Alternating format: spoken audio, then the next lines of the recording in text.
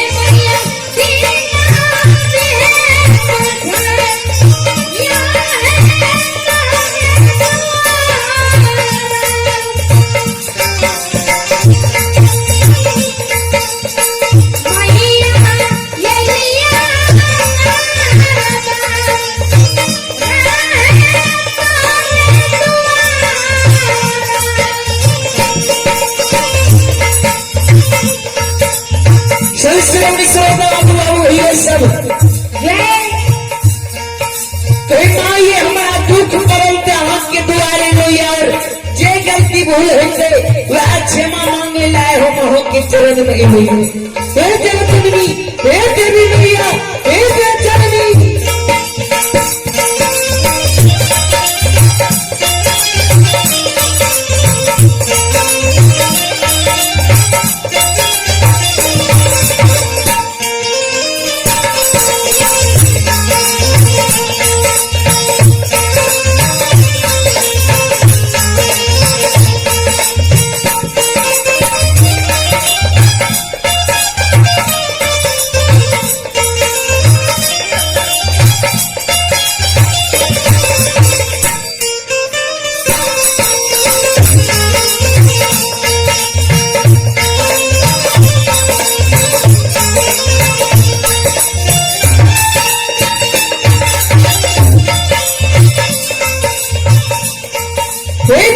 सबसे सेवा कही चबला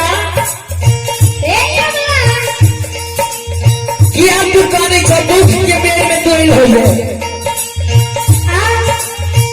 आगे हो रही की नंदा नंदा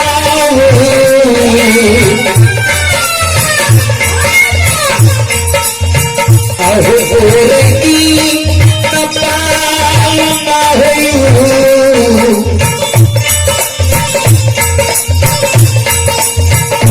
बोलिया हो सदा किया ये बोलिया किया हो सदा किया हो दीन से दुलरा बोलिया प्रतिमा लाहो दीन से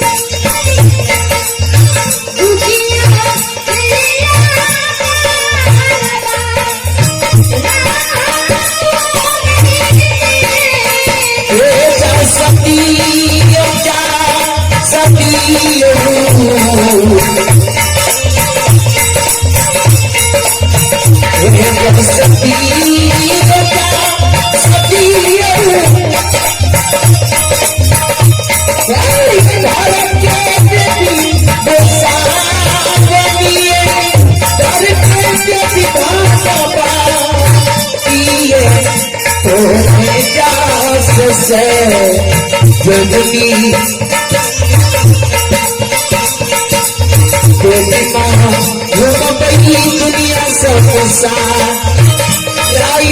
तेरे ये जास से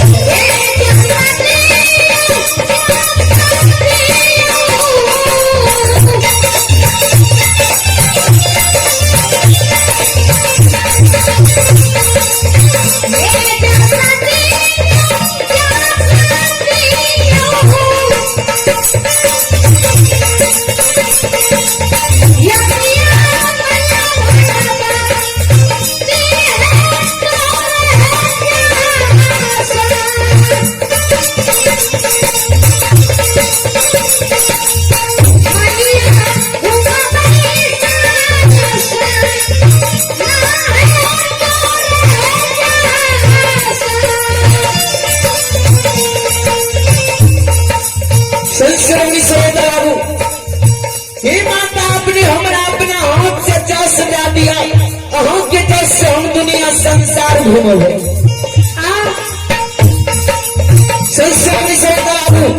शरद माँ जोजनी गोसार के माँ आज आपने हमर प्रिय आज नहीं लेवे आज आपने हमर गुहार के नहीं सुनने माँ के चरण माँ इतमें से कपाल भर के प्राण तेज लेवे हे देवी मैया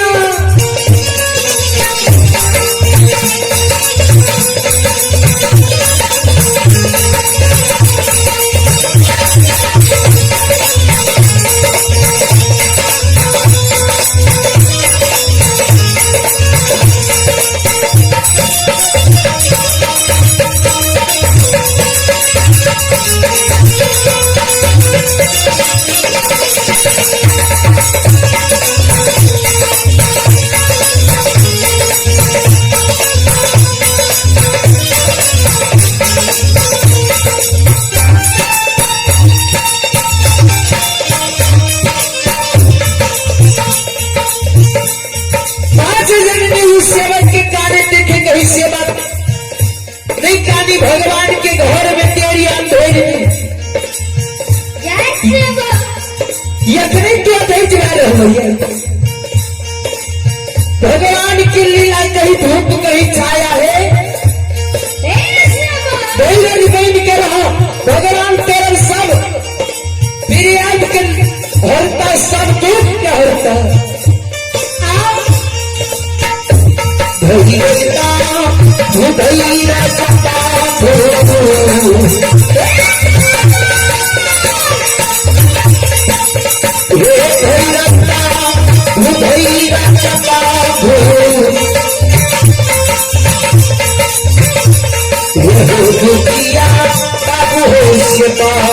किया हो किया बाबू हो सेवा किया हो भगवान कटेता किया ज्योति में लगा सदा से भगवान देता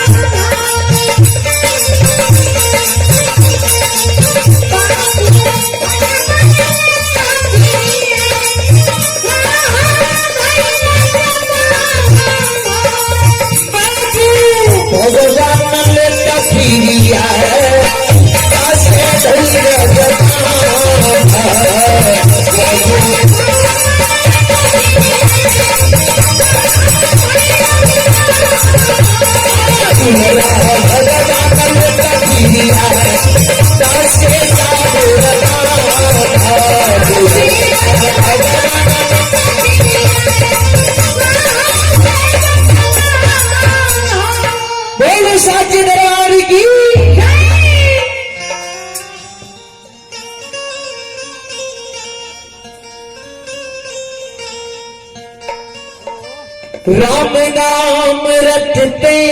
रहो, धरे रहो मन धीर।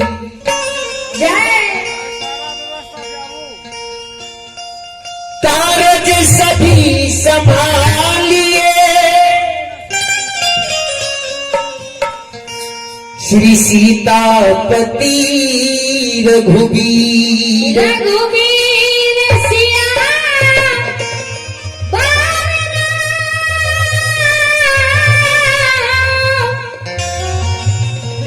चंद्र शंकर जी। चलो शुरू तक भगवान अपने सबकी सेवा में उदय सहो के प्रसंग सुनावे छी।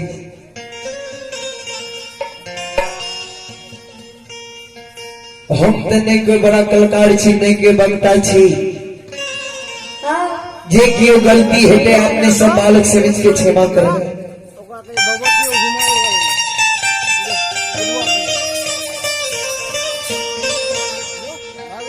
श्रोता बाबू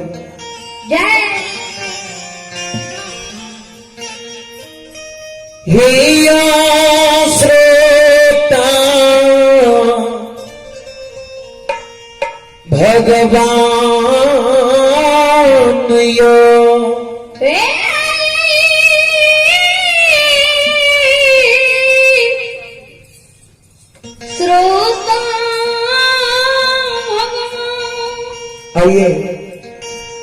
आइए आप हमारे बउआ यादव उर्फ सुभाष कुमार ऐसी श्रद्धालु की ओर से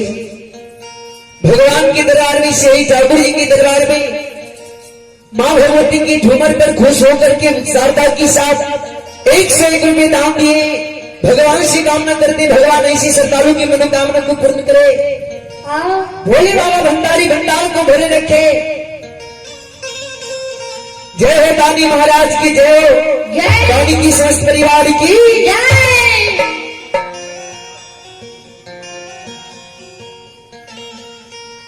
सत्सुरवि श्रोता बाबू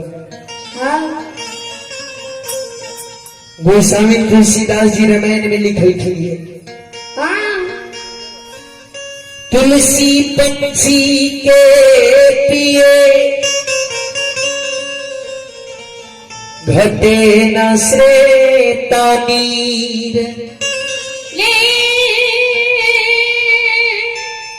दान दिए धन नाही घटे, जो सहाय हो रघुबीर। श्रोता बाबू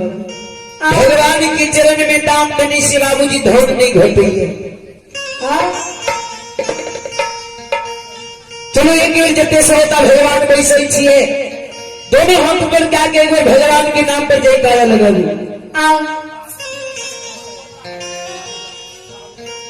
बोलो सत्कार खिलाड़ी की, सीता धर्मराज की, साचा दरबार की। चलो फरमाइश आलिए संत कारू की रहली की प्रसंग सुनावे के। चलो आपने सबके सेवा में कारू बाबा के प्रसंग सुनावे छी।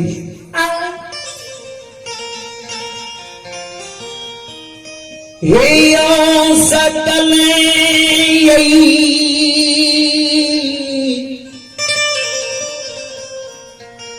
समाज बाबा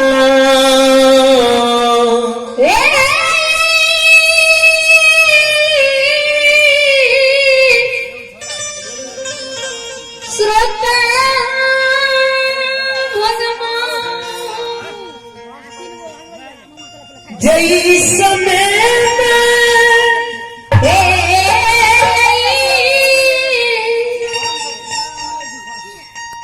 कारू बता जय धरी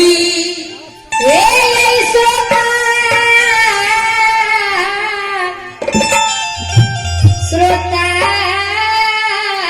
भगवान कारू बता के धरी में हजारों बाघ बाघी। जय हो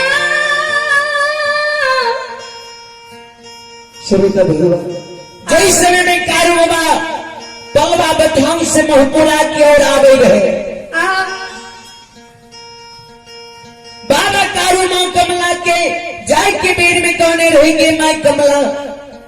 के मां गही भैया के पास दिन गुनावे लगे लिए तो भैया अशुभ दिन गुना के तो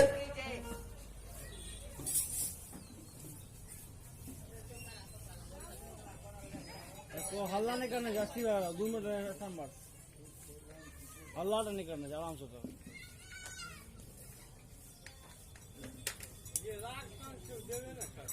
तू तो चाहबे नहीं करी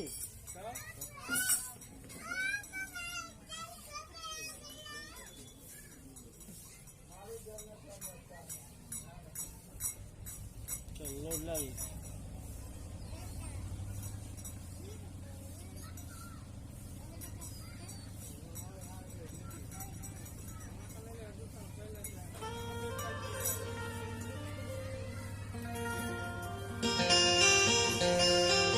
संत श्रवण श्रोता भगवान जो कारू बाबा बलवा बथान जा रहे ढोल की माँ जो हम सही सलामत बलवा बथान से घूर के जो चले गए भाई काने रहे जे के बार जाय छे जोरा आबै छे बेजोरा गाय सही सलामत बलवा बथान चल जाय छे सही सलामत चल आबै जो हमर दोनों भाई के जीव पलवा बथान में बैठ जेते दूर भाई जितना पलवा बथान से लुटबो तोरा चरण में झांकी बिनार चढ़ा कर ध्यान क्या कहूं महपुरा नगर के जाब आय कारू बाबा के छोट से होकर भाई लक्षण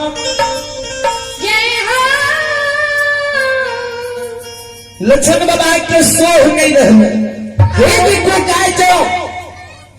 पल्लवतान से कमला नदी किनार से जो यदुरी जंगल आवे छे मां कमला घोषा के मारे मां गहिन से सत्य कराए श्रोता बाबा तो हजारों बाग बागी के दौड़ा गई छे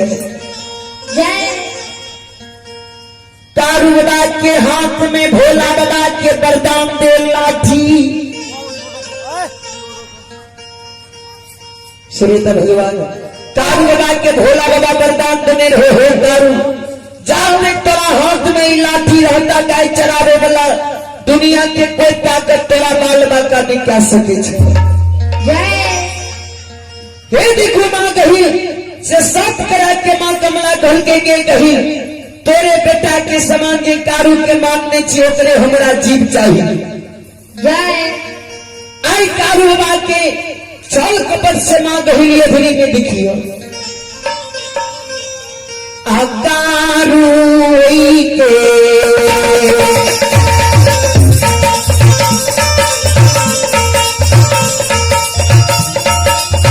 ये सुन भैया कारू के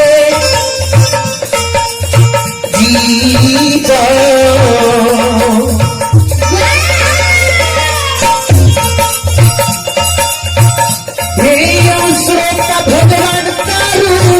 वही के लाठी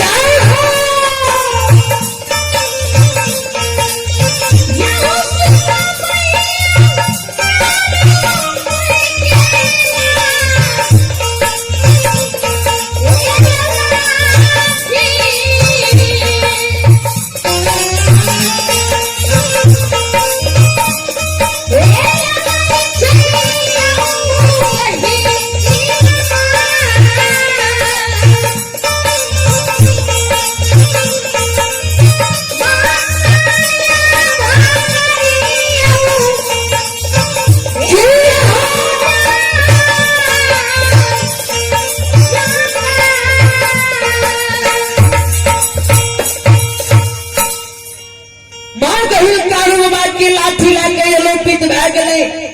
भोला बाबा के बरदाम में लाठी जल जाए वही के कारण हजारों बाग बाग ही आई कारू बाबा की ये धुरी में हाँ कारू बाबा के ये धुरी में बत झार